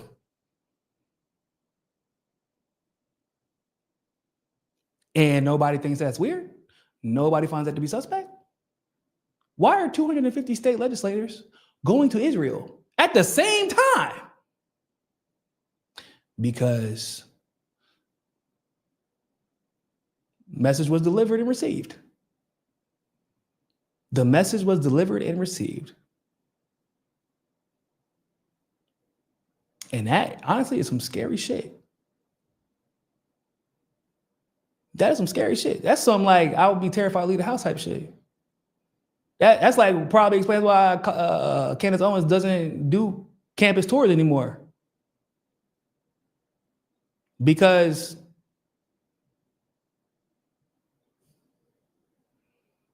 look what the hell just happened.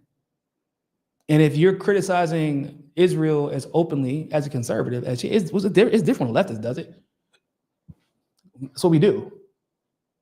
But when one of your own does it, nah, that's a different conversation. Because we paid you to be a good little coon. We paid you to be a good little Zionist cuck. Paid you good money. And then you turn around, flip it, use that money to create your own platform and start criticizing us? Oh no, like my man said, you can't take money from the gangsters and then give it back.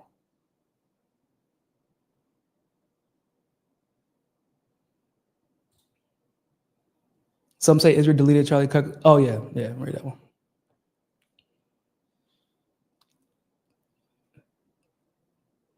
It said Trump seems a little bit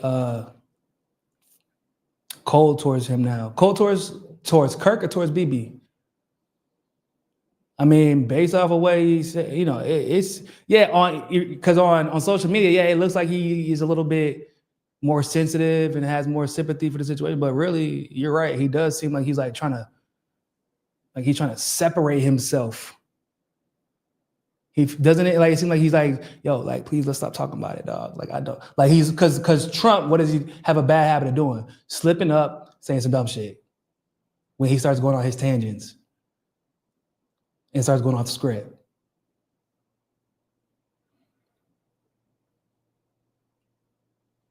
So like now every time it gets brought up, like, oh, we'll talk about the ballroom that I was in before the death happened. Like what?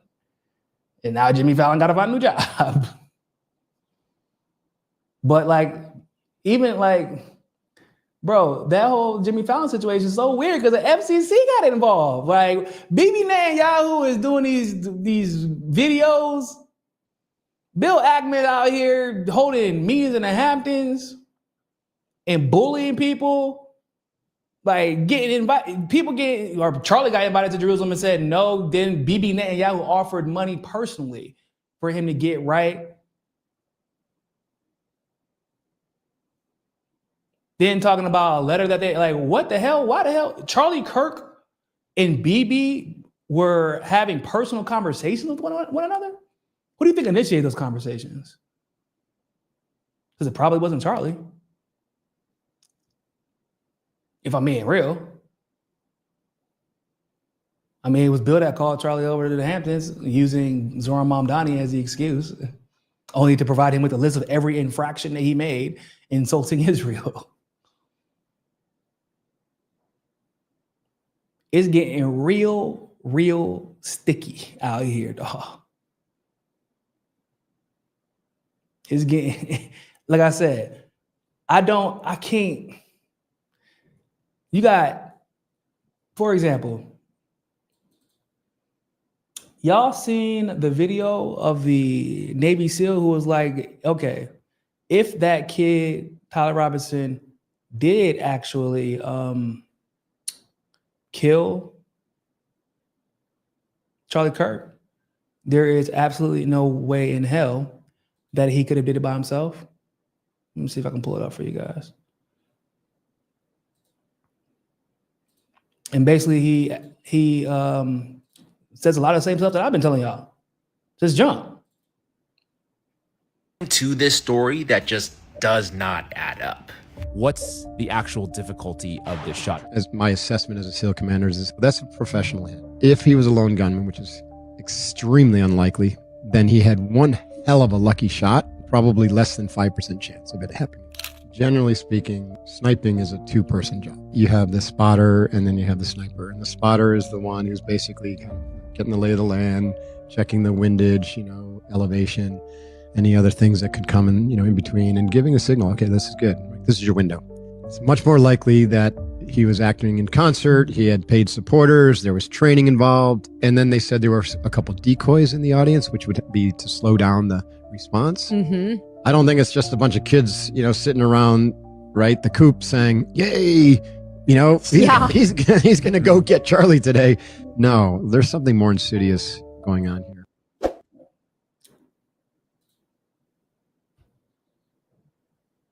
As a former Navy SEAL commander, I mean, he's just telling me what I've been saying. I've been saying this. Did I not tell y'all basically the same thing? People are like, nah. With a bunch of range work and da-da-da-da. I'm like, yeah, nah, with a bunch of range work, with a weapon that you're accustomed to, with perfect controlled conditions, maybe you gonna hit him in the body from 200 yards out. Maybe off one shot. And that's, once again, lucky. But you hit my man's in the neck, allegedly, from 200 yards out with 5 to 7 mile per hour winds. And yes, that's what the wind chill was. That's the first thing I looked up. I'm like, 200 yards? Damn. What was the wind? There was no wind that day? No, because you just hit the motherfucker in the neck, bro, from 200 yards. 5 to 7 miles per hour winds. You know what that does to a bullet from 200 yards? And he telling you the same thing that I've been telling you. If he was even guilty, if that was where he was shot from, he was not acting alone. There were decoys in the crowd, which then brings us the question, why? And why is that not being discussed more? And why is Tyler Robinson being treated as if he is guilty already? And why is he being treated as if we know his motives when we clearly do not? Clearly. Because when you start getting to the point of decoys being discussed, in zero forensics evidence leading back to Tyler Robinson specifically, and family not wanting to, they keep saying what the family said, but no one's seen an interview, no one's seen them talk about it, no shit. For all we know that, I don't even know that for his fucking family. For all I know, shit, we don't know anything because no one personally has come out and gave any video verification. Like, I need to see shit. AI is already crazy as it is. And y'all want me to come out here and believe just some words on a paper? From after y'all first said that he turned himself into his dad and told his dad he was guilty, then y'all switched that to no, his dad recognized him, even though he isn't really recognizable. But his dad recognized him and forced him to turn himself in, and that's actually what happened. And, like, because I realized like the stories didn't match up. Because like if he abandoned the gun in the woods, then and fled back to his house 3.5 hours away in a gray Dodge Challenger, it didn't look like he had any intention on being caught. So why would he admit to his father? They're like, oh, we gotta change that story up. Okay, so like nobody's interested in the truth anymore. Okay, then just say that. But it goes back to like, this is why people like you. So y'all, we got these people that keep trying to make it about the left, right? We got these people who are trying to deify Charlie Kirk, but in a way that's specifically meant to attack the left. But then we have these facts about Bill Ackman. We have these facts about Netanyahu and Israel and the intimate involvement that Charlie Kirk had with them, albeit, controversial. And we have multiple people confirming that he ain't fuck with Netanyahu. He didn't like him. We know this. But yet, all we keep seeing is them focus. And we know that there was decoys. We know that this dude came out and said, yeah, I wanted y'all to shoot me and I wanted the people to think that I was going to kill. Like, what? Why? That's bizarre. We know that shot is 1 in a million. Like, you're not hitting that. My man just told y'all.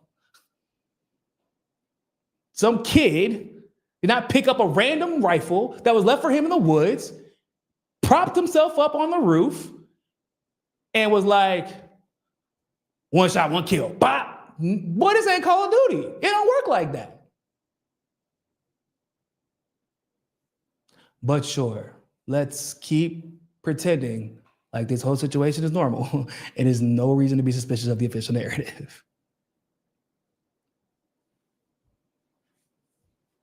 Come on, man. Also, the round used in the shot should be match grade, not government issue stuff, by the way. Oh, yeah. I honestly, the shot that, when you hear the shot go off, one of the things that caught my attention was like, I'm like, that don't sound, that shit's, where did he get shot from? And what kind of round was that? Because so somebody said something to the extent that they believe that one of the cameras could have been an actual gun. Like, and he could have been shot through there, and they believe that the exit wound was actually through the front. Because if like the shot did not sound like it came from that gun. That shit should have been loud. Like I don't know how to explain it. If you shoot guns, what sounds certain caliber of rounds should sound like. That didn't sound like it came from that gun. If you catch, like, you get what I'm saying. Like it was all from the jump. I was like, hold up. When I heard it, I was like, oh, it sounded like it maybe from a small rifle, a small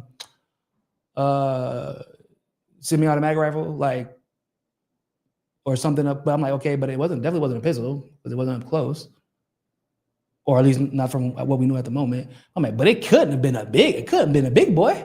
Couldn't have been that, because that shit wouldn't have sounded like pow. That shit sound like it's taking testosterone suppressants. If I'm keeping it in a band, like that's what it sounds like.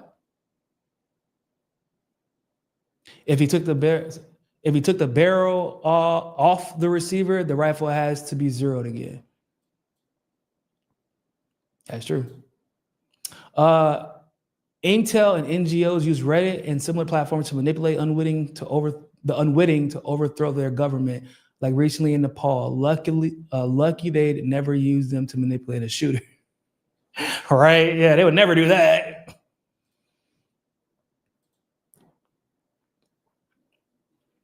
Man, it's too much, bro. It's too much for me to just accept that, like, this is the truth. So on top of all this, Charlie Kirk's wife is now seizing on the opportunity to sue. Like, bruh, it's like, I'm so over all these people. I'm not gonna lie to you. It's getting on my nerves. It's exhausting keeping up with this.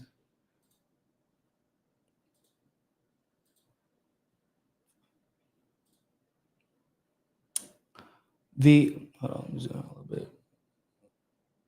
The Kirk family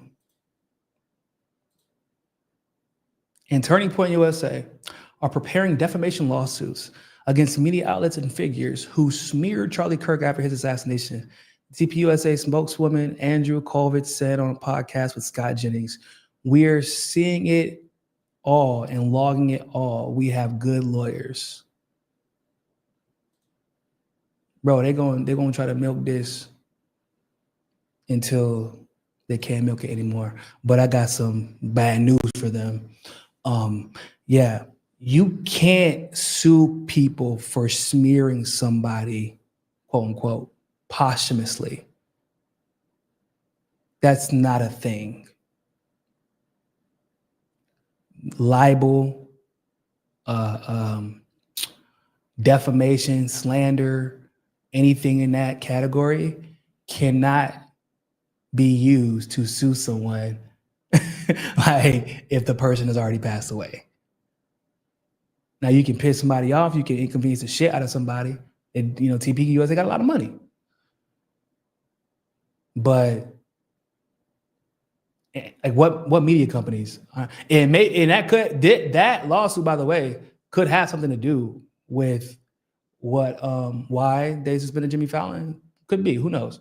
But it's not a thing. Now there is an exception to that. If the person is connected to a business and the business could be hurt financially because of the smearing, but even that, there's a tight width. It's like the bar is high as shit because you have to prove that you have taken a financial hit because of the slander or the libel. But on top of that, you have to be a profitable, like a for-profit business. TPUSA is a nonprofit NGO. So they're blowing smoke. They're just milking it and milking it and milking it. They're engaging in the same exact behavior that they claim Democrats and liberals engage in. You're not going to win this lawsuit. You're just trying to turn the like I was feeling bad for Erika Kirk for a good 2 minutes, but I'm starting to feel less and less bad for her. Because they're lying about your husband. Like, that they're hiding something about his death. The people, more than probably anybody else about what's really going on. And yet you are feeding in to this divisive behavior, this behavior that honestly, Charlie Kirk would be allegedly opposed to. This cancel culture, this woke cancel culture, this SJW culture that Charlie Kirk himself would even be opposed to. So I was feeling bad for her, and now, yes, exactly. Like, she's rich enough. But bitch, you're rich. Y'all are rich as hell. You need more money? Y'all know that TPUSA is going to be cutting a check for her for the rest of her life and her kids' lives. Y'all do know that, right? It was his business. He co-founded the company. We ain't even talking about life insurance. She going if she wasn't rich before, they damn sure rich now, because of course he had life insurance. But y'all don't think that they put in, that he didn't put in any clauses to make sure that the profits from his business went to his wife? Of course he did. Charlie Kirk might have played stupid, but he ain't that stupid. Especially if he's openly telling people that he's fearing for his life. So I guess you can't never have enough money though. But like, it's like, so now you're gonna join in? You're gonna join in on using your husband's, not even shit, body still warm, and you out here trying to profit off your husband's death instead of trying to figure out who actually killed him. You know who your husband was. Like, let's be real. I haven't seen really anybody smear.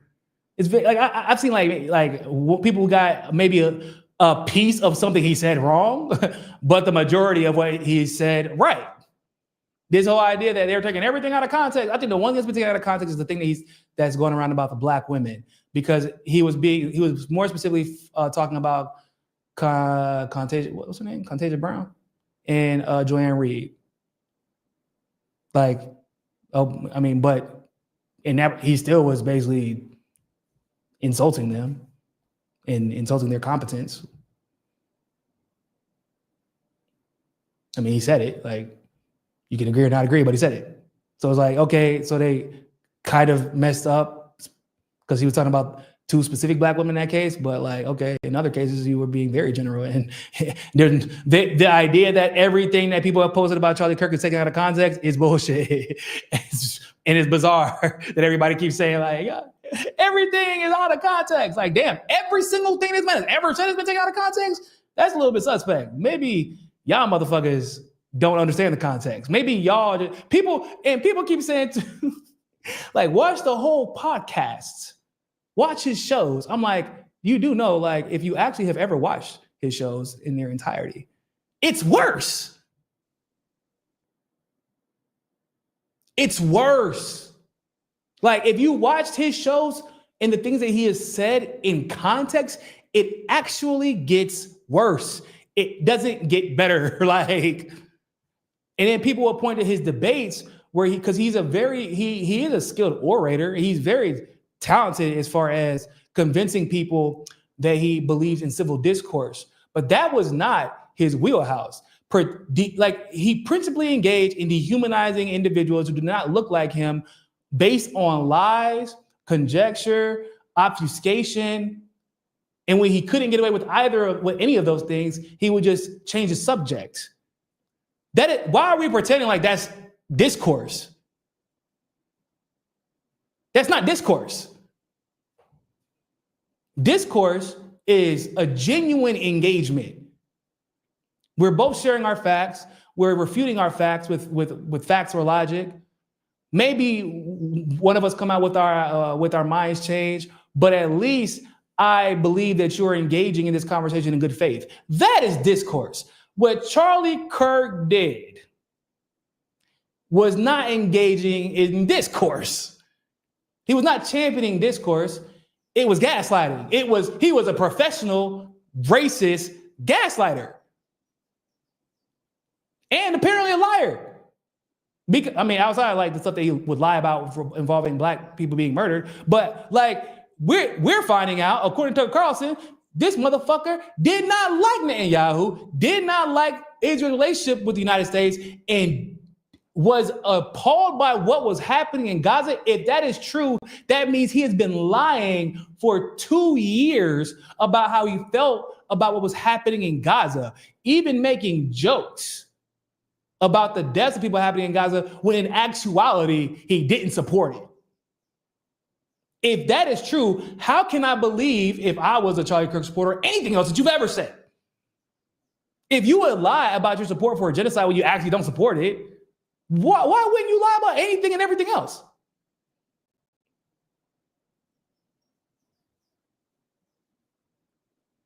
Because we know now your only motivation is money. Like that is your only motivation. It isn't your religion. It isn't America first. It damn sure isn't your integrity. It wasn't discourse. It wasn't the First Amendment and free speech. It wasn't debate. It wasn't none of that. It was money. That's it. But y'all want to sue for what? People are getting fired for what? And by the way, there are already lawsuits. There was a lawyer in South Carolina that already came out and said there are 6 people who called him about doing a lawsuit against people that fired them over this Charlie Kirk bullshit, and he is going to pursue them. There are multiple lawyers across the country already getting the phone calls. I told y'all it was coming. People are like, nah, that's not gonna. So yes, it is. It won't be a massive, like 30, 50, like it would be like groups here because it depends on where they got fired from and all that good stuff. Right? Public sector, private sector, et cetera, et cetera. Like, but there will be class action lawsuits, and they will be probably won easily because I don't know where people are getting this at will shit from. Like, yes, the US is an at will hiring like country, but you do know the catch to that is that if you fire someone for what they say, if they are actually criticizing someone for discussing or dehumanizing or attacking a protected class, that at-will firing shit goes out the window. For all my social media attorneys out there, that's why there are, I don't know if y'all are aware of this, but there are unemployment risk management companies to make sure that companies don't fire people over stupid shit like social media posts, because they know it could come back and bite you in the ass. There are companies that are dedicated to make sure that businesses don't make dumb decisions like that. It's just that in times like these, oftentimes those companies, those unemployment risk management companies are ignored, and the company is taking a hit because of the PR. But it's going to come back and bite them in the ass. But if you are defending a protected class, like, you can't be fired for that. That, as in most cases. And most people's criticisms of Charlie Kirk are because of what? Either the genocide that he is supporting, right? Oh yeah, incitement of violence also, like if you're criticizing somebody because of incitement of violence, like that's also an exception. But also, principally, because of the shit that he said about black people specifically. They like, we don't like him because he dehumanized black people, period. You cannot be fired for saying that, even if the person is dead. So like I was saying, and I have said, yeah, there are gonna be a lot of lawsuits. And those settlements are gonna be handed out quietly. Because they always knew. Like the companies that fire these people know the consequences of their actions. They know. But it doesn't matter because it's about PR and the immediate backlash, et cetera, et cetera. And these politicians putting pressure on them and them not wanting to deal with the drama. So they made the easy decision instead of the right ones. And now they're going to face consequences for it. Those lawsuits are going to be won. What Erika and TPUSA are doing, no. And y'all can put money on that. Y'all can quote me. That shit's stupid. Anyway, with that being said, everybody, appreciate you guys for tuning into this live stream segment of For the People Podcast. Make sure y'all like this video. Make sure you share this video. Make sure you subscribe. If you want to support the show, you can donate on Patreon at the link in the description. You can become a premium subscriber and by clicking on the link in the description as well. But also, obviously, just sharing the video. If you're watching from X, come over to YouTube. Hit that subscribe button. Help us hit 1 million subscribers. We can do it. Because, Lord, baby Jesus, we just need some people out here to tell the truth that doesn't take a bunch of Zionist funding to lie about supporting genocide that they don't actually support. Yeah. Because that's fucking wild. That's crazy. Because those are the people that got to get 1 million subscribers, or you got to sell your own race out and then flip the script, or be a Zionist and then flip the script, or genocide and then flip the script, or be a liberal and then flip the script, or fake to be a conservative and then flip. I'm not trying to do all that, y'all. I'm just trying to keep it honest, keep it 100, keep it a buck, and tell the truth, wherever it may lead. And we can only do that if y'all support the show. So with that being said, like the video, share this video, leave a comment below if you are watching, like even if you watch it after, leave a comment after we post it. That helps an algorithm. But of course, always remember more than anything else,